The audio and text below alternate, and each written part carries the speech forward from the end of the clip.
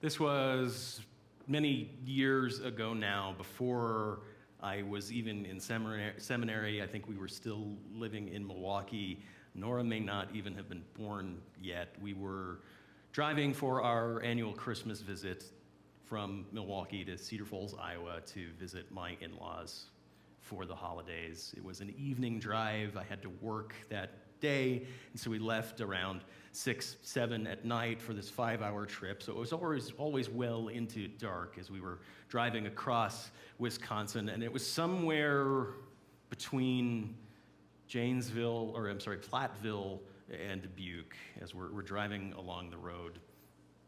It was an overcast night that would reflect all the lights of the cities around us. This incredibly bright spot in the sky came over the horizon, brighter than most of the city lights we would see off in the distance. And as we were driving down the highway, that spot just kept getting brighter and brighter and brighter, just ridiculously bright. 5 miles in, it was growing and growing and getting brighter and brighter, to the point where we said, we have to pull off the highway and see what this is. This is something. What is going on here?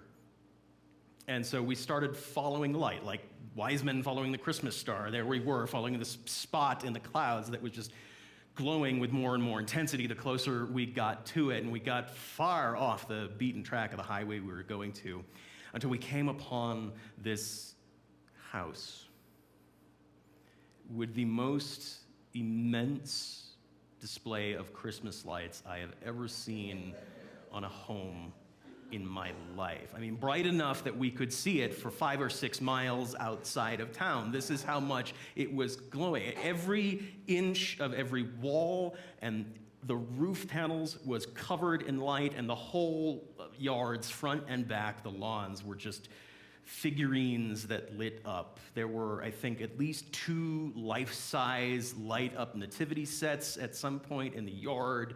There was a Santa's landing pad on the roof, and at least 5 different Santas and their reindeer. There were carolers in every corner, and candles that were taller than me burning up and flickering. It was immense. Multiply that by about 10. On a 2-story house, and you get an idea of what we were seeing that night. It was immense. Like Wisconsin Electric, I'm sure, was having visions of billable kilowatt hours in their heads as this house just glowed through the night. Small passenger planes, confused, were circling around it, waiting for their landing instructions. It was immense. I've wanted to write a short story about what possessed these people to light up their house like this for years. This is 20 years ago now. I still haven't written the story yet, but that image stuck with me because it was at once awesome and representative of everything that I really cannot stand about this time of year, because it was so busy and so loud and so ostentatious and so look at me, look at me, look at me. I can celebrate better than anybody out there. I'm the king of Christmas. Cannot stand it. I have a hard time getting into the spirit this time of year. Part of that might be just ministry in December. I don't know. I usually have my satellite radio turned to all the holiday stations the day after Thanksgiving so I can kind of ease myself into the mood. It's really not soaking into my head this year. There's so much going on in the world that makes the celebration of the holidays this season seem insignificant, at least in the way that we are inclined or that we are marketed at and told to celebrate them. To go out on the massive consumer avalanche shopping sprees and buy for everyone around us. The work of the world right now seems so tuned into increasing the amount of misery in the world that me, in all of my relative comfort and privilege, where do I get off singing songs about peace on earth and Mary, Mary, and handing presents to everyone? Sometimes there feels like a huge disconnect between the season and the reality of the world. And do I really deserve this holiday? Do I deserve to enter into these sentiments?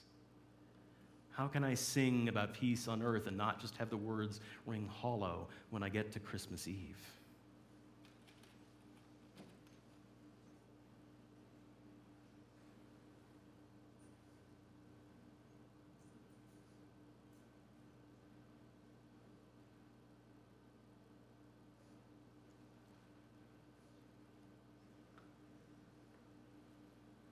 For my own part, I cannot have Christmas, I cannot have the joy of the holiday season without having the period of Advent to lead into it. I've been lighting an Advent wreath every year since I got here, which I know was a bit of a shock when I first arrived for some of you. And I don't know about the rest of you, but as a minister, I can't do Christmas without having that period of contemplation, that period of pause, a real Advent. Not the advent of the Advent calendars they sell in every different flavor and brand and shape and form now, where you just open up a little door every 30 days and you get one more present each day. We've managed to turn that season of contemplation into another consumer exercise. New piece of chocolate, new little Lego toy. Heck, they sell ones where you get a new little draft of whiskey every day, too. I mean, well, they're speaking my language there, but still, not the Advent I need to celebrate. The season of Advent is about the anticipation and about the waiting.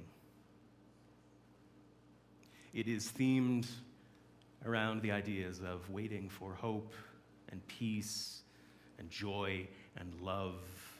Everything that we are hoping will be born anew in that Christmas season, born in the arrival of that child again, born possibly in the birth of each child. We don't know.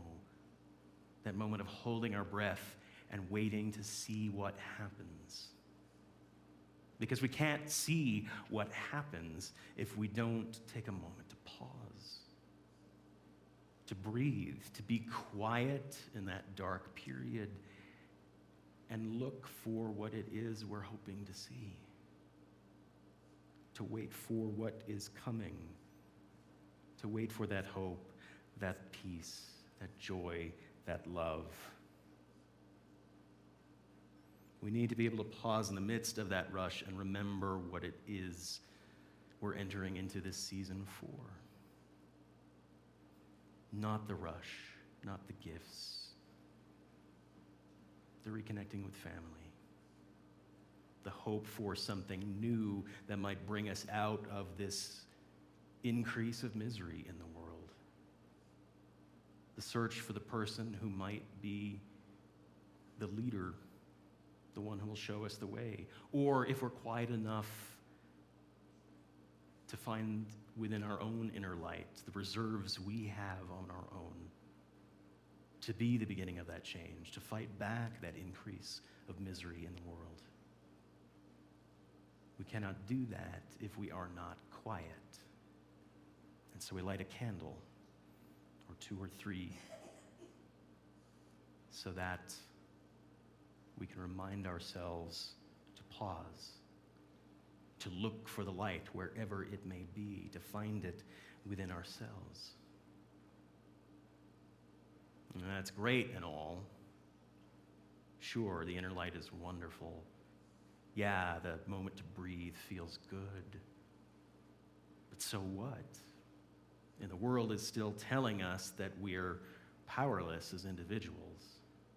That we, the powers that be, have the power that you, on your own, you are powerless. You are one person. You cannot stand against the misery we seek to inflict on the world. Why do you light a candle? What difference will it make?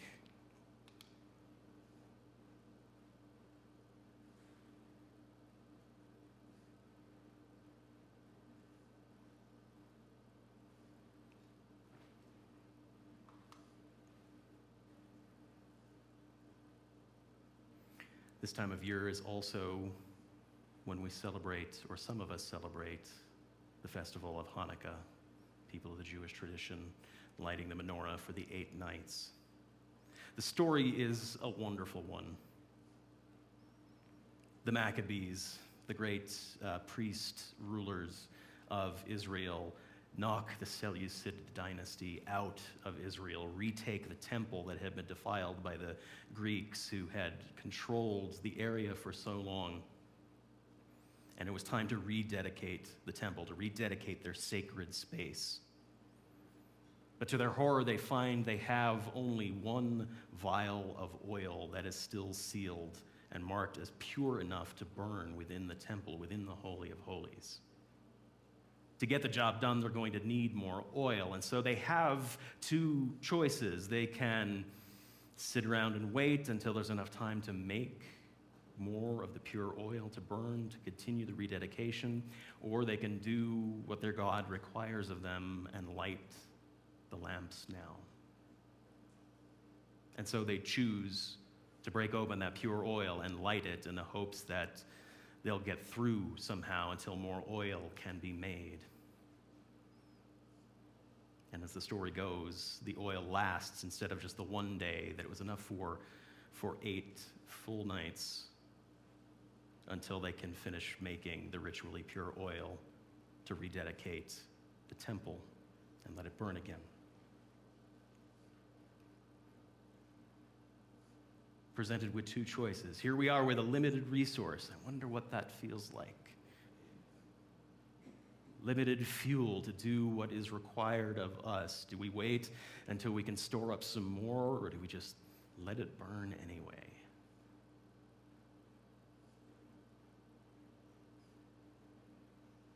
The requirement at Hanukkah is to light the menorah, one candle added each night for the light that lasted all that time. And not just to put it on your dinner table and light it as you sit around for your meal, but to put it in the window, to put it by a doorway, to let it be seen, to do it in public. And there's a lesson here for us. I'm not recommending that for those of us who are not of the Jewish faith, we co-opt a tradition that is not ours, and I'm not going to actually light this menorah today because it's not sundown and I am not Jewish. It is here just to be seen this morning. But I think we can take to heart some of the lessons of that holiday and what it means to light a candle, not just to pause and look for the light, but to light a candle where it can be seen, to burn the reserves we have in public as an inspiration to those who might be waiting outside our door, to do it in spite of what the world is telling us, because we owe ourselves to something larger than the mean powers of the world. We owe ourselves to that spirit of peace and joy, of hope and love. That is what we are working towards. That is what our hands work in the service of, and we do it publicly. And by doing so, perhaps we become like Herschel and his menorah, the Shamas candle that is lit first, the one that lights the other lights. Perhaps if we put our light in the doorway, in the window, someone comes to us in that moment of feeling burnt out and out of reserves to be relit again in their own commitment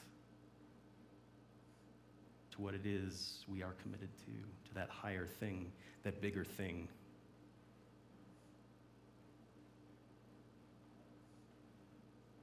Because the story of Hanukkah, at least for us, is a reminder that a little bit of light, a little bit of fuel goes a long way.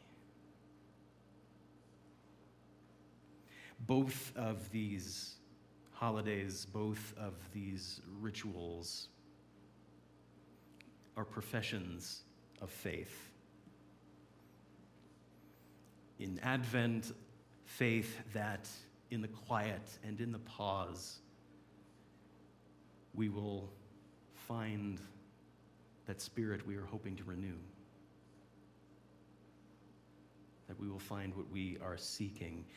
And in Hanukkah, faith that amidst the noise, amidst the story the world wants to tell us, amidst all the goblins who want to say that we cannot do this despite our limited reserves, we will persist.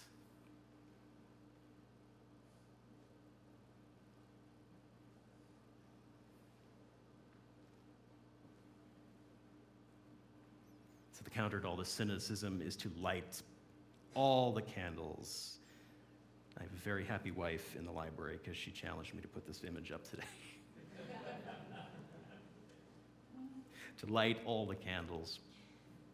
Everything we've got. Not to add to the noise, not to light up the sky so that weary travelers on their way to Iowa have to pull off the road to find out what that is all about. Not look at me, look at me, look at me. I'm the king of December. But to counter the noise. To be the light that lights others. My favorite Christmas decoration growing up was the electric candle in the window. I love those things. I do not have a house with windowsills to put those on. I'm so sad. The candle in the window that lights your home as a place of shelter, of safety, of renewal for others, a welcome.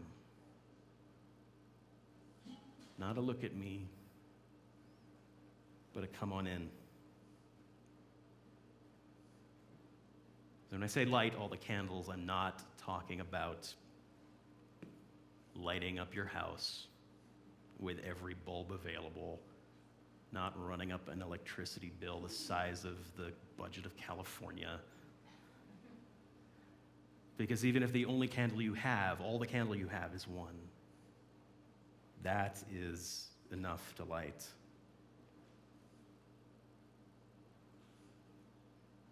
That is enough to make a difference in this season when all feels heavy and lost and futile. If all the candle we have is one, light it anyway. Trust that it is enough. Trust that if others see it, they're going to bring their light to it. Trust that if we are answerable to and working in the service of the spirit of hope and peace and joy and love, we will find our light, even if we've only got one day of oil to burn, and that it will guide others to do the same. May it be so.